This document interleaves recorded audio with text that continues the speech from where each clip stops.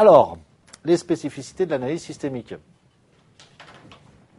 Donc, la théorie des systèmes, c'est une nouvelle forme d'analyse. Alors, ça s'oppose à quoi? Eh bien, ça s'oppose à l'analyse cartésienne et rationnelle traditionnelle, dont je vous dirai 3 mots tout à l'heure. Ludwig von Bertalanffy est un des pionniers de la théorie des systèmes. Mais déjà, le mathématicien Pascal avait réfléchi à cette approche systémique, donc beaucoup plus tôt dans l'histoire de la pensée. Alors, dans la théorie générale des systèmes, Bertalanffy montre que l'étude des éléments d'un corps pris isolément est insuffisante pour comprendre le fonctionnement de ce corps. Autrement dit, si vous démontez un homme et que vous étudiez ses organes, séparément, vous ne comprendrez pas comment fonctionne l'organisme humain. L'analogie est relativement simple à comprendre. Donc, il va falloir inventer une autre approche du réel, une autre analyse du réel. Il s'agit donc d'analyser les interdépendances entre les éléments, précisément, que l'on peut distinguer dans un organisme ou une organisation. Et ce sont ces interdépendances qui vont, précisément, nous aider à comprendre le fonctionnement du système, c'est-à-dire de l'ensemble. Alors, c'est évidemment très différent des approches, encore une fois, cartésiennes, rationnelles, linéaires, analytiques, qui précèdent au niveau des méthodes d'analyse scientifique. Alors, l'approche analytique, celle précisément qui isole les éléments et qui les étudie séparément, eh bien, elle s'oppose donc à cette approche systémique point par point. Donc, l'approche analytique isole, elle se concentre sur des éléments, donc elle isole les explications sur des éléments en particulier. Au contraire, l'approche systémique n'isole pas, elle relie, elle se focalise donc sur les interactions entre les éléments.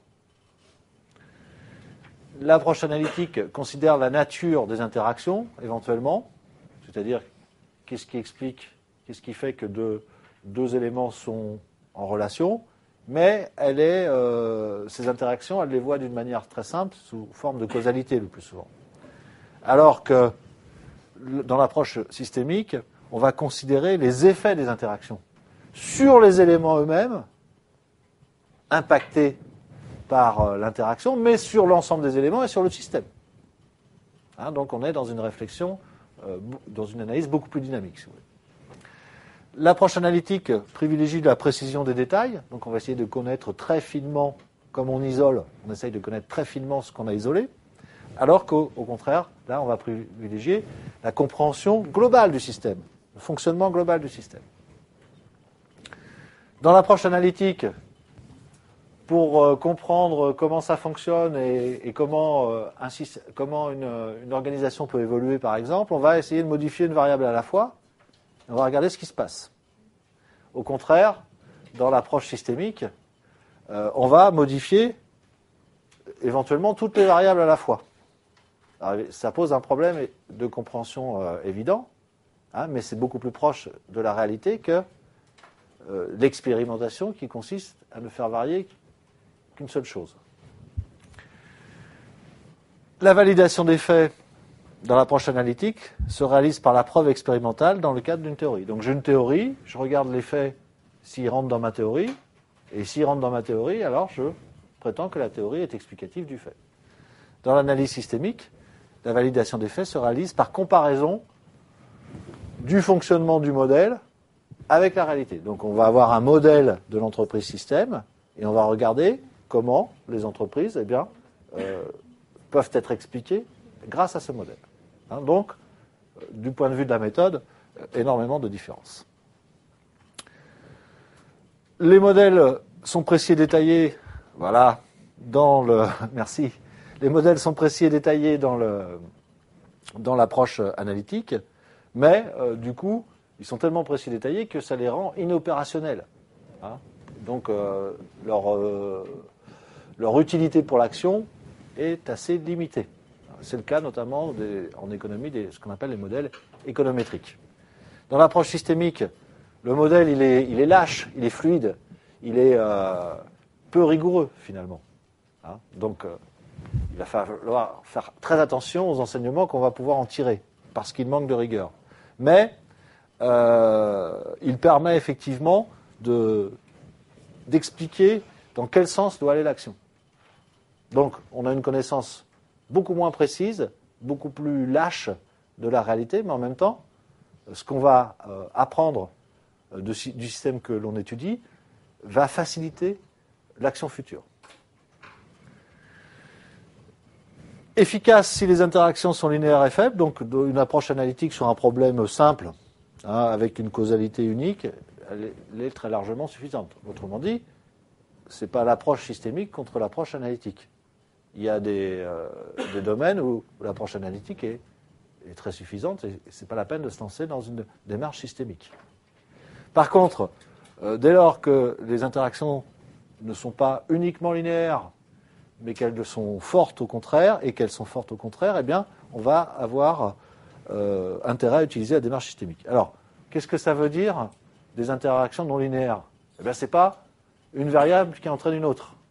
C'est par exemple une variable qui entraîne une autre, mais cette autre va avoir un effet de retour, un effet de feedback sur la variable initiale. Et là, on est dans des causalités non linéaires. Hein, ou alors, ce sont des corrélations, c'est-à-dire que deux variables vont évoluer en même temps, mais à cause d'une troisième. Donc, dès qu'on a un peu de complexité dans la causalité, il vaut mieux utiliser la démarche systémique. L'approche analytique conduit à un enseignement spécialisé par discipline, j'allais dire à une taylorisation du savoir. J'ai une approche psychologique des ressources humaines, j'ai une approche sociologique des ressources humaines, j'ai une approche économique des ressources humaines. En fait, en vérité, je dois être capable d'avoir une approche avec ces trois aspects développés simultanément. Parce que la ressource humaine, c'est à la fois un cerveau, une psychologie d'individu, c'est aussi un individu qui interagit dans des groupes, et puis enfin, elle est là aussi pour un objectif économique. Donc je dois être capable de mener de front cette triple dimension de la ressource humaine dans une entreprise. Elle conduit à une action programmée dans son détail, okay, et alors que l'approche systémique conduit à une action par objectif. Enfin, si on connaît bien les détails dans l'approche analytique, on ne sait rien sur les buts. On n'étudie pas les buts. Alors que dans l'approche systémique, eh bien, il y a assez peu de détails, hein, parce qu'on essaye de voir le fonctionnement global de quelque chose. Mais par contre, ce fonctionnement global, on sait que si ça fonctionne, c'est que c'est finalisé. Donc forcément, on a été obligé de se questionner sur les buts.